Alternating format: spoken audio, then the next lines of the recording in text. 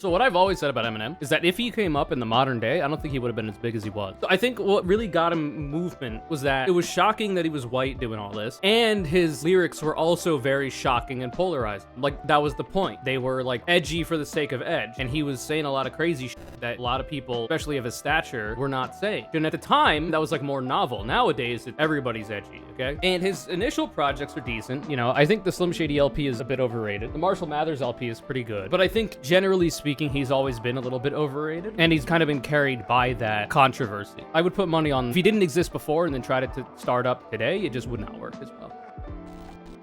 Channel that we saw. I would usually watch this on my own time, but actually, while I eat my my non-binary dinner of raw broccoli and mushrooms, salted, why not? Let's watch the Eminem Fantano video. So for those of you who don't know, Eminem dropped a video kind of calling back to the Slim Shady days called Houdini. Now, part of it has been stuck in my head, that being the chorus. But the reason being is because the chorus is a parody of an older song where it would go, Abra, abracadabra, I'm gonna reach out and grab you. So that was sampled and, you know, remixed or parodied or whatever for this one. So it's not actually this song that's getting stuck in my head. It's the original one. I listened to some of this song. It's missable. I do enjoy the Marshall Mathers LP quite a bit back in the day. And the Slim Shady LP as well, I suppose. Hear a cat meowing? Yeah, he's fucking popping off for no goddamn reason. He knows where I'm at. He just wants me to be out there, bastard. He could come here and get attention. But yeah, so let's see Fantano's take on it. Hey, buddy, did you hear the news? It's meme reviews. Hi everyone, Anthony Fantano here, internet's busiest music nerd, and it's time for a track review. My thoughts on a brand new single. This one, Houdini, Eminem. Guess who's back? You already know.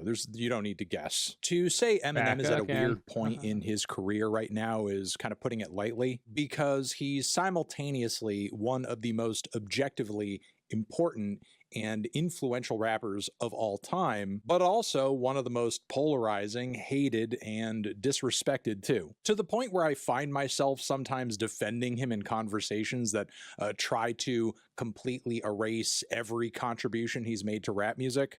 Which would be silly.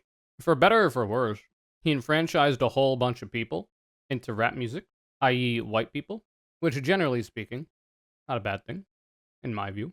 By that same token, I can't really ignore the fact that artistically he has fallen off really hard in recent years. Something his own most hardcore fans try to ignore as much as possible, though the insecurities around that are still very much there in the tea leaves. Like, ask yourself, that's an awfully hot coffee pot. If current day Eminem is so good, then why can't he go a teaser single or an entire new album without living in the past or obsessing over the old him? I mean, at the end of the day, there's no real knowing what exactly is driving this dichotomy within Eminem and his music, as clearly there's some kind of internal struggle going on between a guy who clearly wants to keep being the boundary pusher that he was when he broke onto the scene, a button pusher as well. In concept, I think he wants to keep rattling cages, but doing that would mean breaking away from his past on some level, and his past work, his past successes, his past records are the only reason he continues to be relevant right now. Which brings us to his... I've created a monster because nobody wants to see Marshall no more. They want Shady, I'm chopped liver. He said it himself so many years ago. Is your cat's name Mia? No, it's Goober, it's Ruber, it's Pooper, it's Looper, it's Goomba, it's Boomba, it's Choomba. Got a lot of names. Latest track and single here, Houdini, which I've spun several times over at this point, and it's pretty clear what Eminem is going for on this track. I mean, the song literally kicks off with a chorus that references past moments in his music when he's sung us reminders that, oh, he's back. Guess who's back? Which makes you have to wonder, how many comebacks can a single artist even have? Still, I will admit, flow wise and musically, I think what Eminem is offering on this track is better than pretty much anything on Revival and Kamikaze, in terms of it just I being didn't generally I listened. didn't listen to Kamikaze. I'm willing to take his word for it. Revival was some ass though. I think I did listen to some of that. I think Recovery was the last project I really paid attention to. I liked some of the Recovery songs. What the fuck does he know about cameras? Listenable and pretty hooky. But I think the reason this track works to the extent that it does is Eminem is just essentially coloring in the lines on this song, painting by numbers, rehashing ideas that he knows have worked for him in the past. And Remember when you had that Eminem stand in chat and got mad at you, asked you to name 3 songs? Criminal, Fack, 39 Bonnie and Clyde, fucking Untitled off of the Recovery album, motherfucking Without Me, obviously, The Real Slim Shady, Bombs Over Baghdad, offering nothing else in addition to that, point blank, period. Houdini, The question is, does BET Cypher. That's an awfully hot coffee pot. Should I it drop on actually Donald hold Trump? a Probably not. candle to any of that past work? And does this shtick still work in 2024 in the same way that it did in 1999? And I think for anybody who's not living in the past, the answer is going to be no. I mean, again, the production and chorus on the track sound fine, but I would much rather just listen to a track from one of Eminem's first 3 albums if I wanted something on this spectrum. And lyrically, of course, Eminem is trying to channel the old hymn once again, but I think he is doing kind of a piss poor job of it. We have all these descriptions of Eminem being, I will say, so what I've always said about Eminem is that if he came up in the modern day, I don't think he would have been as big as he was. He did get carried, and I think he admits this. He got carried a lot by the fact that he's white in a predominantly, black person's game, usually black men. And that level of... What, man? Can I help you? Oh! That level of so I think what really got him movement was that it was shocking that he was white doing all this, and his lyrics were also very shocking and polarizing. Like that was the point. They were very out there. They were like edgy for the sake of edge, and at the time that wasn't that overdone. At the time that was like more novel. Nowadays it's everybody's edgy, okay? But back in the day, like it was a lot more novel, and he was saying a lot of crazy shit that a lot of people, especially of his stature, were not saying. And because of that, he got a lot of forward momentum. And his initial projects are decent. I think the Slim Shady LP is a bit overrated. The Marshall Mathers LP is pretty good. But I think, generally speaking, he's always been a little bit overrated. And he's kind of been carried by that controversy. And you're hearing this from somebody who listened to a lot of Eminem back in the day. I listened to the Slim Shady LP, the Marshall Mathers LP, a lot. When I was a lot younger. And even Recovery. It wasn't the only rap music I was listening to, but it was, one of them. And now, with the aid of hindsight, it's a bit overrated. I would put money on if he was to ever, obviously this is not provable, but if he didn't exist before and then tried to start up today, it just would not work as well. It also helped that Dre signed him. Yeah, I mean, there's a lot of shit that goes into it. we have all these descriptions of Eminem being bad and devilish, and he's a big old misbehaving guy, a rapscallion. But the thing is, Eminem current day is not really the controversial figure that he used to be back in the early 2000s. And anybody who thinks so clearly does not remember vividly in the way that I and anyone my age does, just how much of an enemy number one type figure Eminem was in the music industry, in terms of him just being an awful person, a bad influence, really a blight on the music industry at large. Meanwhile, today, his shtick and status as an influential figure in popular music is more or less accepted, even by people that don't really like his stuff. I mean, even the way the term stan is used current day is proof that Eminem has massive impact on the popular music vernacular at large, just across the board. So I think the biggest problem I have with Eminem is that, to put it simply, he's the rapper that white people will listen to instead of like literally anybody else in the genre, whom the majority of which happen to be black. I don't know. He's the rapper that people who don't listen to rap music will be like, yeah, but I could listen to Eminem. You know what I mean? Like people who only listen to like rock, country, even. Usually these like white people that only listen to, other genres of music, like Eminem is the only rapper that they mess with. And it's because he's white, which is fucking weird in my opinion. Because like you can listen to him and enjoy his music, white or not. But like there's a lot of other better rappers out there when he was popular as well. Or most popular, I should say. And for that reason, it always gives me like self-described Eminem fans just always kind of give me a certain type of vibe that I'm not the biggest fan of, and usually it's because of that.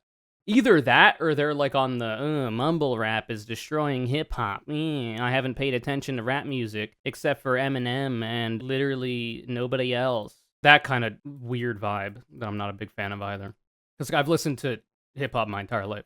My mom would have it on in the car. My dad would have it on in the car. I listened to a lot of the classics when I was very young, mostly thanks to Pandora Internet Radio. I would put on like a classic rapper as the station, like Tupac or Biggie or fucking KRS-One, Wu-Tang, any of those. And then it would bring me to a whole bunch of other like classic hip-hop outfits of the day of before I was born. And then the contemporary ones at the time. And I got a lot of exposure to a variety of different, hip hop artists and different styles of hip hop and rap. And I used to be like the kind of person who was much more into conscious rap. And there's no problem with that, obviously, if you prefer one style of rap over another. But I was never the kind of person who was like, it's better than other kinds of rap music. Because for one, that's subjective. And for two, it's not really a competition, in my opinion. Like I used to primarily enjoy conscious rap. I used to primarily enjoy, rappers that were saying a bit more, doing the lyrical, spiritual miracle type shit, very intricate rhyme schemes and all this kind of stuff. Nowadays, the rap that I enjoy is like more vibes based. It's less about what they're talking about, though. I mean, if what they're talking about is interesting to me, that's cool too. It's more of the vibe now. I've kind of changed in that way. And I'm not going to be listening to as much conscious rap or whatever. And it's just a taste thing. Because, like, for me, I think what I enjoy most in hip-hop is boom-bap instrumentals. I'll always be an instrumental first type person. I'm always a producer first before vocal talent when it comes to what I'm interested in. And that's been the case for a long time. So because of that, I tend to enjoy listening to boom-bap instrumentals, and I have for a lot of my life. But I also like a variety of other styles of, hip-hop instrumentals as well. When I first started to like rap music, I was trying to answer the question of why Eminem was the only one so many people listened to. I mean, sure, racism is part of the answer, but most of the stuff I was exposed to just wasn't very good. I think maybe the market was pushing up too much of the artists bragging about wealth and not enough complaining about strife. To me, the latter has always generated far more content value. Well, yeah, if you're only listening to like Billboard Hot 100 shit, you're going to get a skewed perspective of any genre of music. To get a real understanding of the genre, you need to go to the roots. And you need to go to the stuff that's not being, pushed by mass media. You have to go to the stuff that's a bit harder to find to, find people who are more real, less synthetic, less just there for the bag. And back in the day, before the internet, it was a lot harder to do that. Because the main way you were going to find new music is by listening to the radio or by watching MTV or whatever. Otherwise, you would like maybe hear music in passing from that somebody else is playing, that they had the CD or tape of, or like music that your friend might have that you borrow the CD or tape of. Otherwise, you had to take a chance on buying a project that you might not enjoy.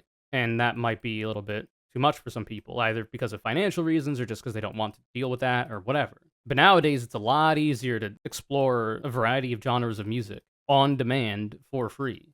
Essentially for free. Obviously, you need to have a device that can access the internet, but, like my entire life has been filled with just a variety of different genres, like so many that I couldn't possibly name them all. And I've had so much exposure to so much different music that I think has molded my music taste for the better. And that's because I grew up in an age where I could find something on the internet and listen to it. Or Pandora Internet Radio. I would put one artist in, listen to a bunch of related artists, find one that I really like, make a station of that, listen to a variety of related artists and go on to that, and then save the names of all the artists that I enjoyed and all the music that I enjoyed, find it on YouTube, find it online, find a way to, download it, and then listen to it, yada, yada, yada. And that's how I would go about it. I've also been big into albums. I've never been a big, streaming music kind of person. That's why I use Fubar 2000. That's why I buy a lot of music off of Bandcamp, because I like to have full projects. I don't just listen to singles. So I would find a bunch of artists through Pandora and then find what their albums were and then listen to their albums in full and so on and so forth. And that was the way that I enjoyed exploring music. And I did that from a young age. And my dad has been very into music for all of my life, and I'd imagine most of his. he used to make mixtapes and stuff.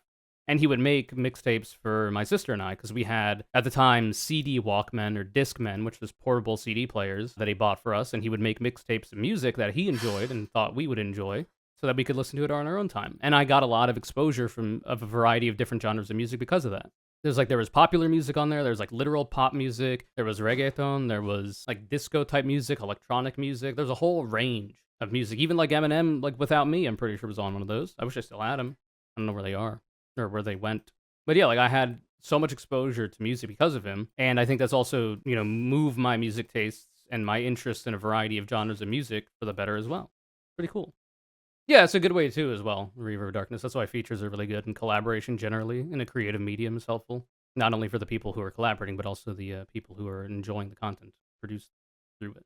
Excuse me if in 2024 I kind of feel like Eminem trying to sell himself as somebody who's like this daring outsider type figure who nobody gets and just isn't like really all that accepted. It's just not true. It's BS. Not even Eminem close to literally true could anymore. say almost anything on a track today, and it's not going to hurt his bottom line in the long run, even with the headlines and head turns that were stirred as a result of the Megan the Stallion feet bar on this track, which is kind of the first big controversial to do on this song, which, I mean, yes, again, has generated a lot of conversation, but as somebody who used to be a big Eminem fan when he first broke back in the day, my response is pretty much like, is this all you got? This is you channeling the old Eminem and going back? This is it? Like, what is he really putting on the line by dropping a bar like this? He actually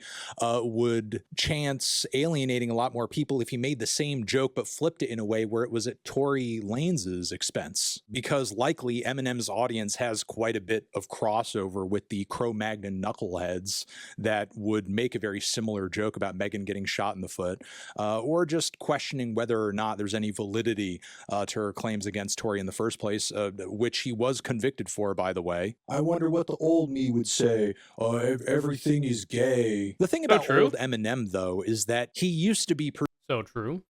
Everything is gay. Giving Your Crush a mixtape you made them was so wholesome in a way, even if it was all of LimeWire or all off LimeWire. Yeah, but the fun thing about that is you can still do that. In a less investment way would be to like make a playlist for somebody, which people still do. Obviously, it's not tactile, it's just a link. And at that point, like it doesn't hold as much immediate like value to a lot of people. It's not to say that it should or shouldn't. It's just that seems to be how it is. If it's like tactile, you hold it, you have to go through like the ritual of like putting it into, an audio device to be able to listen to it and all that kind of thing. It's just a more intimate experience than just being like, oh, here's a link to a Spotify playlist that I made of songs that make me think of you, me, and whatever. It's just a different vibe. But like you could still do it, which is cool. But it's certainly not the same anymore. And like if you give somebody like a CD or a cassette, they might not have a way to play it. So, like, I feel like the best way you would do this is, like, if they're with you and you have a way to play it, and then you give it to them and be like, okay, well, we can listen to it together. Or, like, you could borrow the player and let's do it on your own time.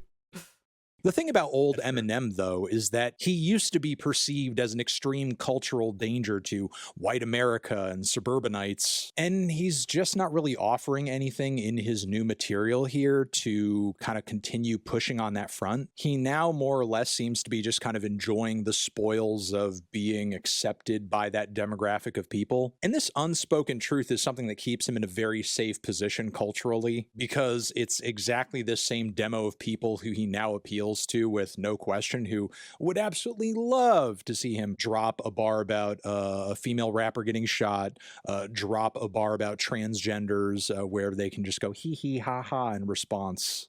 All I can really say is that it's unfortunate. It's truly unfortunate and sad that we have a guy who is one of the most successful and widely selling artists on the planet, who is decades and decades into one of the most lucrative music careers ever, and yet he is still stuck on a hamster wheel where he's chasing the ghosts of his past and just cannot stand to actually be Man, I don't know if I would reference hamsters or rodents of any kind when talking about old Eminem. It's a gerbil in the other one, I think, but kind of the same vibe. That's a bit of an interesting song for those that know. current day self. And if you don't know, which I'm not makes going to the tell you. transgender Okay? cat bar hilariously ironic, because if anybody's suffering from a crisis of identity, it's fucking Eminem. So yeah, this track is annoying. It's mid. It's boring. Eminem fans need to stop kidding themselves and stop pushing this guy to stop being his older self too, because it's never going to be like it was 20 years ago. I promise you. And I'm going to leave it That's there. true. You guys are the best. Thank you for watching. Over here next to my head is another video that you can check out. Hit that up or the link to subscribe to the channel. Anthony Fantano, Eminem, Houdini, forever. Eminem really can't understand what people want. Criticism has always been so consistent about what he needs to make better music. At this point, I think his stands gaslight him so hard about his music being great when it's not. He can't understand how almost universally homogenous the critiques about his music and when he needs to get better are. Dude is 50 years old, still can't mature. These artists almost 40 years younger than him that delve into more interesting, nuanced topics. Peers all grew up. He's so insulated that he doesn't have anything to rap about anymore. I don't know. For me, at the very least, he's still doing something. Like, he could have just fucked off and just enjoyed the money. I don't know that he would keep making music if he didn't, like, want to. I guess it's hard to say, because you would think a lot of people who get to a certain level of wealth will just stop trying to get more wealth. So whatever they would do, you would hope to be, like, something they want to be doing. At least when it comes to creative work. But I don't know. Promise he's regressing? Yeah, I don't know. I feel like I had some other shit to say. I don't remember what it is. Ah, well.